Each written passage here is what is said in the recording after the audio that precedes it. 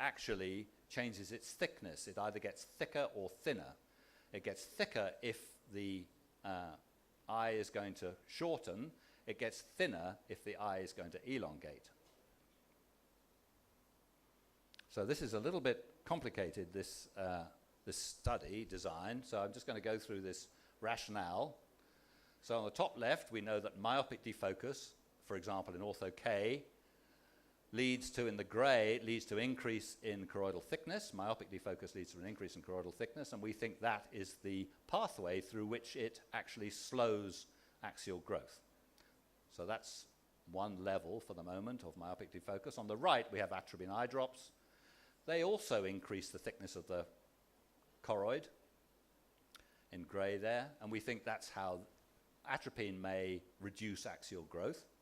And if we wanted to find out whether adding atropine to some optical method that employed optical defocus, like orthokeratology or multifocal lenses or something, if we wanted to find out whether that was an effective, whether that increased efficacy, what we should do, of course, is conduct a clinical trial to test whether these things summate. And those sorts of trials are actually going on in Hong Kong at the moment. But we wanted a quicker result. That takes a very long time to do that, a clinical trial over a reasonable number of years. We wanted a quicker result, a quicker predictive type of result. So we asked the question, well, if both myopic defocus and atropine thicken the choroid, if you give both at the same time, do the effect summate? In other words, do you get a thicker choroid if you thicken the choroid with atropine and then you add myopic defocus? Does it still get thicker, even more thicker, which would suggest that these two things summate? So that was the logic or the rationale of this next experiment. So we had 20 Taiwanese children between 6 and 14 years with myopia. We measured the change in the subfoveal choroidal thickness induced by 1 hour of monocular myopic and 1 hour of monocular hyperopic defocus using an OCT. We did that before treatment with 0.3% atropine, and then these children were on atropine for a week, and then we tested them again, and then they were on atropine for another 3 months, and we tested them again, and another 6 months of nightly atropine use. And I just want to talk about the protocol. How did we actually look at the effect? So we on the first day before we used any atropine, we had a stabilization period in which the children simply sat and viewed a video at 6 meters with their distance corrected in both eyes. Then we made baseline OCT images to measure choroidal thickness in both eyes. And then during the experimental period, the children continued to watch the video, but instead of just having their habitual correction in place, they had a defocusing lens in addition to their habitual correction, which moved the image plane either in front of or behind the retina. And we made OCT images every 20 minutes during that hour. And then they came back on a second day, and we used the opposite defocus, the opposite sign of defocus to that which we'd used on day 1. So this is a kind of schematic of what went on. So over on the left-hand side there, we've got them presenting myopic defocus and hyperopic defocus. That's without atropine. Then we put them on atropine, and they wear their lenses, their habitual lenses, for 1 week. And then we go through the process of presenting 1 hour of myopic defocus or hyperopic defocus. And we leave them on atropine for 3 months, and we do the same again, and then 6 months, which is not shown here, again. So we look at the effect of adding defocus to children who are already on atropine, basically.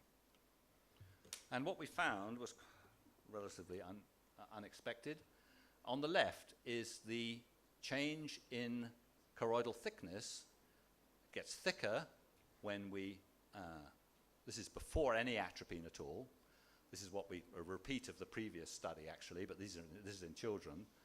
The choroid gets thicker if exposed to myopic defocus.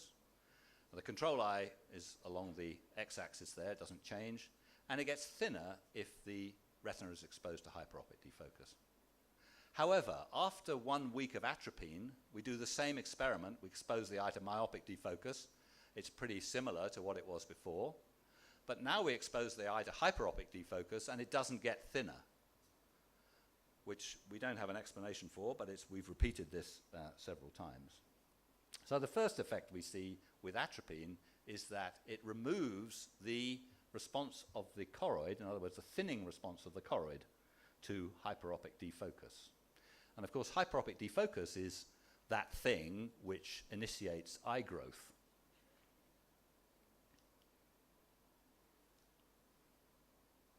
So here's a kind of summary of the whole study, really. On the left there is the repeat of what I've just shown you, which is the response of the choroid to in the red myopic defocus and in the blue or black hyperopic defocus. And then we put them on atropine, and the choroid gets thicker, so the baseline goes up.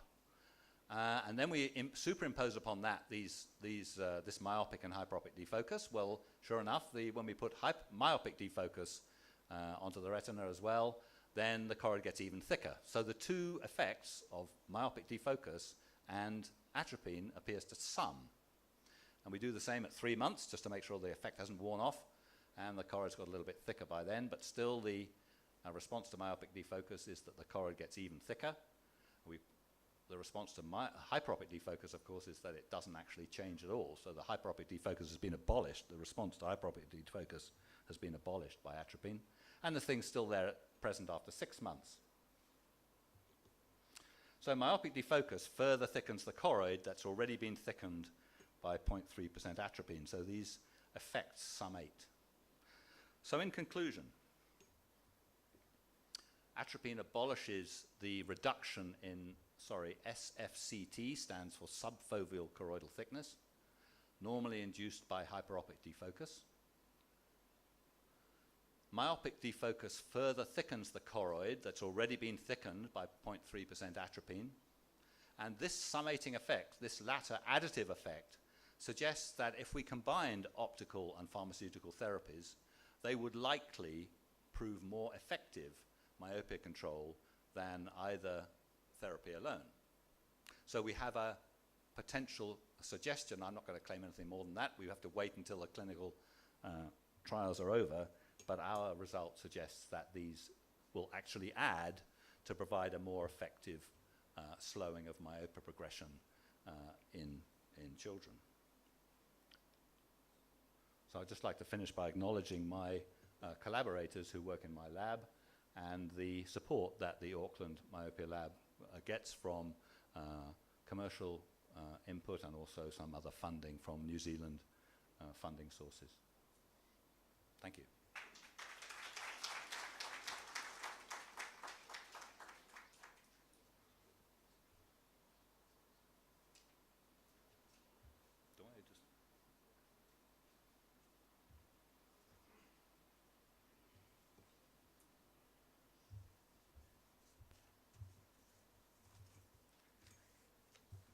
The prevalence of myopia has definitely increased over the last 30 years. Thank you, Dr. John, for your wonderful talk on myopia control. I would like to invite Mr. Ashik Pradhan, the Scientific Chair of All Nepal Optometry Conference, to come on the stage to felicitate Dr. John with small token of memento.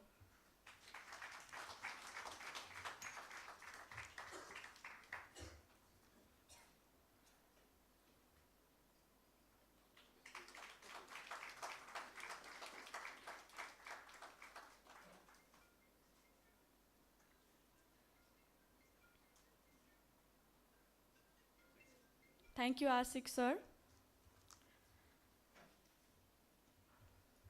Our next speaker is Mr. Abhilek Aneja. He is the contact lens.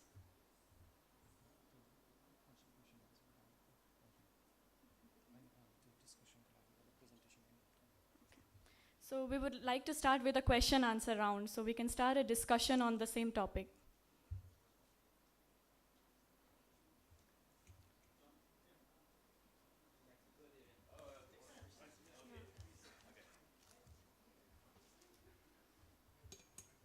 Okay, does any...